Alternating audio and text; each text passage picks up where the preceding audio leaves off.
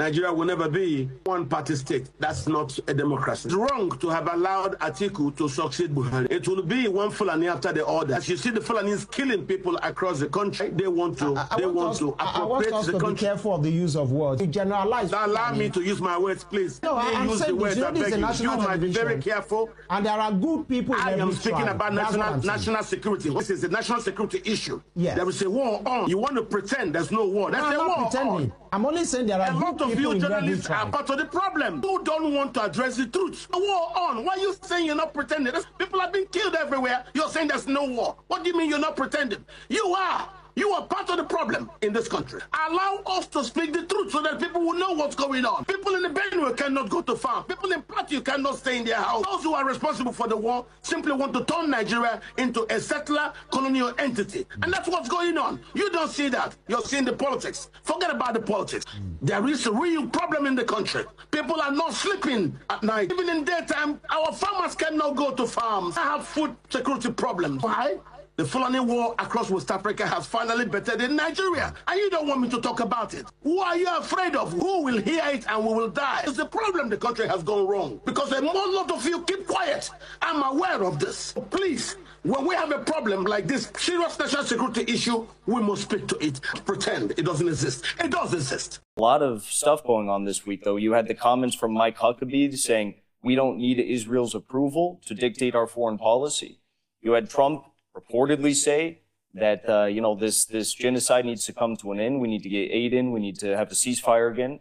You have Trump saying that Saudi Arabia will not have to recognize the Zionist entity, will not have to restore relations with them.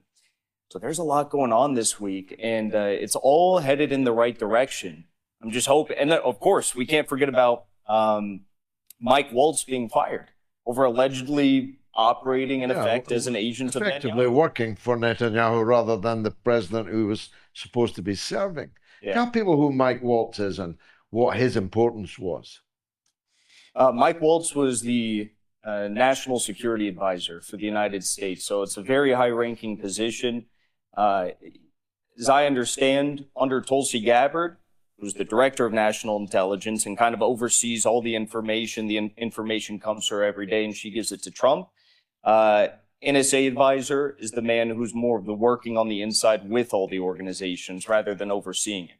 Could be wrong about that, but that's what I've been told.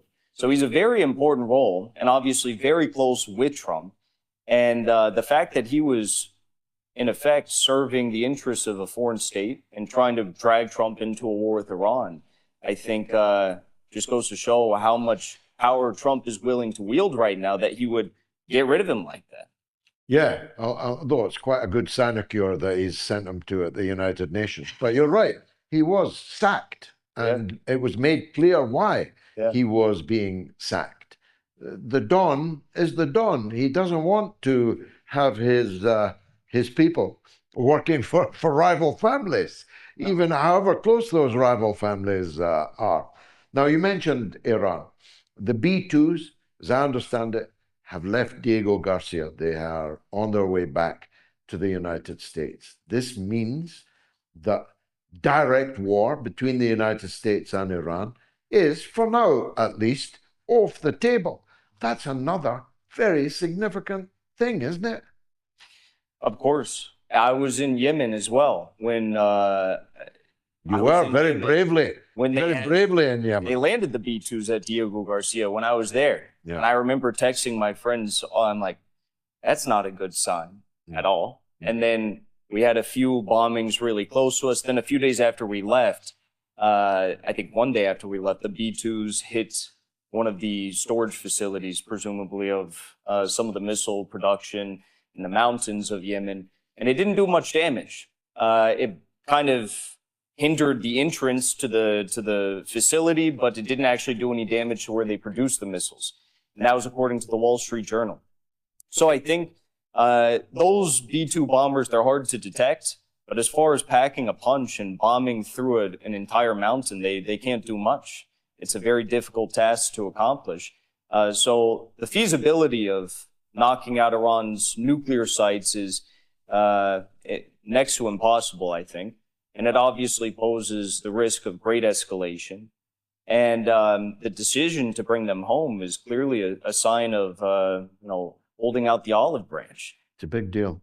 It's a very big deal. The biggest enchilada, these are all big enchiladas, but the biggest one, the most likely to have led to World War III, to nuclear conflagration and the end of all humanity, was the Ukraine war.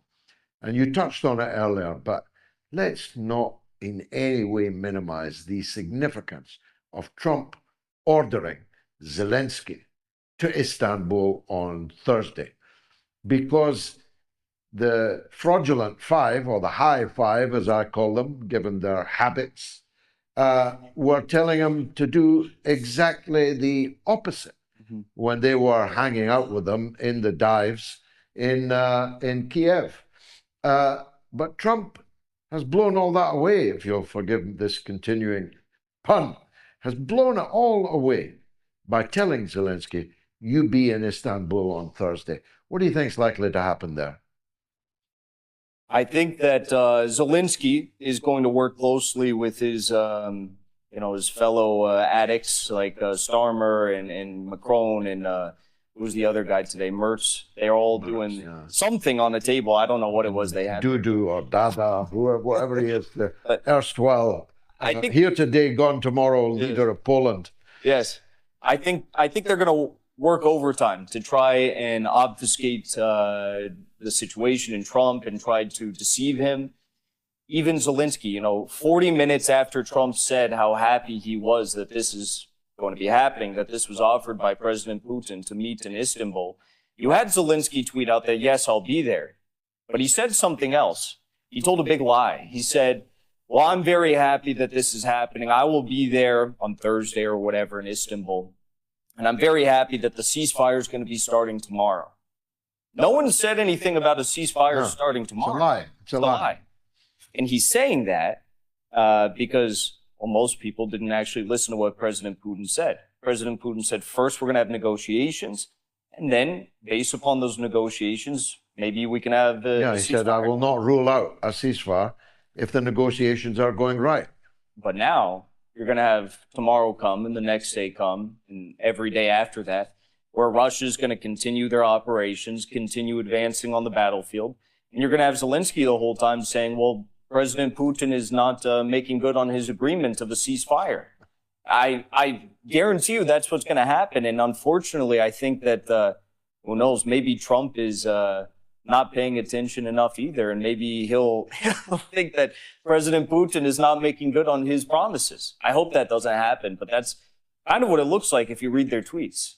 Yeah, I mean, Trump is capable of zigzags that would bewilder and dizzy most politicians, but he knows that this will have to be resolved at the negotiating table, or he's going to have to walk away from it, or he's going to have to really get involved in it. And if he really gets involved in it, he goes from being the peace president to the guy that presided over the end of the world. I don't think the Trump family dynasty is ready to pack up their business at this point.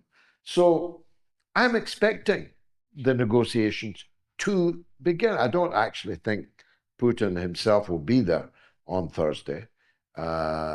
He might, but I would have, if I was Putin, I'd send Lavrov to get the early stages out of the way. I'd only show up when Zelensky was ready to sign the surrender. But it's up to them, of course. But I'm expecting high-level talks in Istanbul on Thursday. And that in itself is a vindication of the tough stand that Putin has taken and the amazing victory, 80th victory party we had this weekend. Isn't it extraordinary, the energy that you're beginning to feel about the new world? It is. It is. I think the United States realizes that they're missing out on a lot right now. Yeah. I don't remember who it was. Someone said in the Russian government, they said that the U.S. is losing out on $300 billion a year in the Russian market. Trump's a businessman. I think he heard that and his ears perked up and he said, wow, what are we doing here? This is crazy. And it's true. I've been here for 8 or 9 months now, and there are many, many, many Western businesses who, by the way, are operating here with great losses, but under new names. You know, they've just changed the name of their corporation, and they're losing a lot of money in the process in doing that. But there's a lot of Western companies that are very excited to get back here and start doing deals again. Everything from small businesses that had buyers in Russia to law firms to large corporations, doesn't matter. Everyone wants to be back in this market because this market is succeeding, while every major city in the United States looks like it looks like India, to be frank, at this point. It's not the people I'm saying, but like the level of the public trashiness, realm. The infrastructure, everything like that. It is this Eurasian, this nucleus. Of course, Africa's critical, Latin America too, but this Eurasian landmass, this Russian-Chinese nucleus of what the new world is going to look like, is pretty impressive, isn't it? I mean, you've been here 9 months. I've not even been here 9 days, but Moscow is a phenomenally impressive place. No beach. There's no beach here, but... Well, you're a Florida man, so you miss the beach more than me. But as a city, I mean, I've been in a lot of cities. Yeah. There are not many which look like this. No, there's nothing like this. And getting back to the point you said about it being the nucleus of this new world that's coming up, who are the most controversial, lightning bolts, but amazing leaders in the world today, other than President Putin and President Xi Jinping? You can look at